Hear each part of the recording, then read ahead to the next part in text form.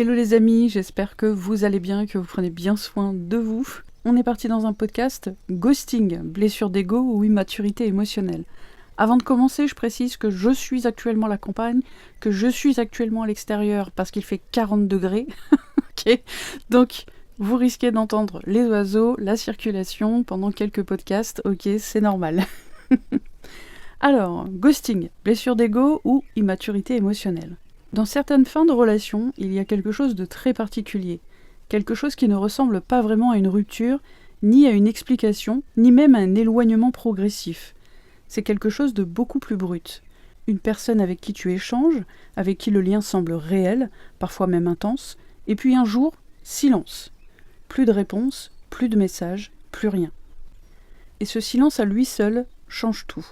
Au début, on ne comprend pas vraiment. On pense à un oubli, à une journée chargée, à un moment temporaire. Puis les heures passent, les jours aussi, et petit à petit, une sensation étrange apparaît. Parce qu'il n'y a pas de fin claire, pas de « je ne veux plus continuer », pas de « ça ne fonctionne pas pour moi », juste une absence. Et le cerveau humain a énormément de mal avec ce type de situation. Le cerveau est conçu pour chercher du sens. Quand quelque chose s'arrête, il essaye naturellement de comprendre pourquoi. Dans une rupture classique, il y a une forme de clôture, une conversation, une explication, parfois même un conflit, mais dans le ghosting, il manque cette clôture, et ce vide crée une boucle mentale. On commence à rejouer les derniers messages, les dernières interactions, les derniers signes, comme si on cherchait un point de bascule invisible. L'être humain a un besoin fondamental, la cohérence. Quand quelqu'un passe de la présence à l'absence, sans explication, ça crée une dissonance interne, parce que deux réalités coexistent. Cette personne était là, et cette personne agit comme si je n'existais plus. Et le cerveau essaie de résoudre cette contradiction. Le ghosting touche souvent l'ego, pas dans le sens identitaire, mais parce que quand quelqu'un disparaît sans explication, une question apparaît presque automatiquement. Qu'est-ce que j'ai fait pour mériter ça ? Et cette question peut rapidement glisser vers « qu'est-ce qui ne va pas chez moi ? Pourquoi je n'ai pas été assez ? Pourquoi je suis facilement remplaçable ?» Le ghosting ne blesse pas seulement la relation. Il blesse aussi l'image de soi dans la relation. Mais réduire le ghosting à une blessure d'ego serait incomplet. Parce que ce n'est pas uniquement une question d'estime de soi. C'est une question de lien.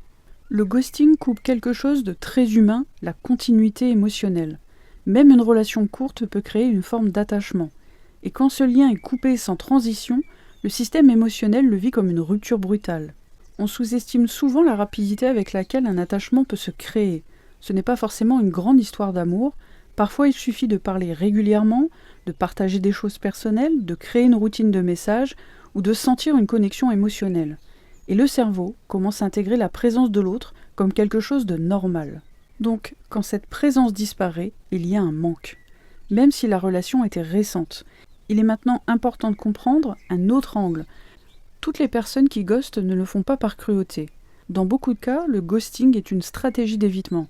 Certaines personnes ne savent pas gérer le conflit, ont peur de blesser l'autre, se sentent mal à l'aise avec les conversations difficiles ou évitent les émotions inconfortables. Et au lieu de dire « je ne veux pas continuer », elles choisissent la disparition. Parce que la disparition semble plus simple que la confrontation. Le ghosting peut parfois être une forme de régulation émotionnelle maladroite. Dire « je ne veux pas continuer » implique de voir la réaction de l'autre, de gérer sa culpabilité, d'assumer un désaccord, de provoquer une émotion chez quelqu'un. Et certaines personnes ne se sentent pas capables de gérer ça. Alors elles évitent complètement la situation. Mais ce qui est important de comprendre, c'est qu'éviter la douleur pour soi peut créer de la douleur chez l'autre. Le ghosting est particulier parce qu'il ne contient pas de confrontation. Et pourtant, il produit un impact émotionnel très fort. Parce que le silence laisse l'autre seul avec ses interprétations, sans cadre, sans explication, sans réalité claire. Et dans ce vide, l'imagination prend le relais. Quand il n'y a pas de réponse, l'esprit cherche une cause. Et la cause la plus accessible, c'est soi-même. On commence à penser « j'ai été trop, pas assez, trop rapide, pas intéressant ». Mais le ghosting parle plus de la capacité de l'autre à gérer l'inconfort que de la valeur de la personne ghostée.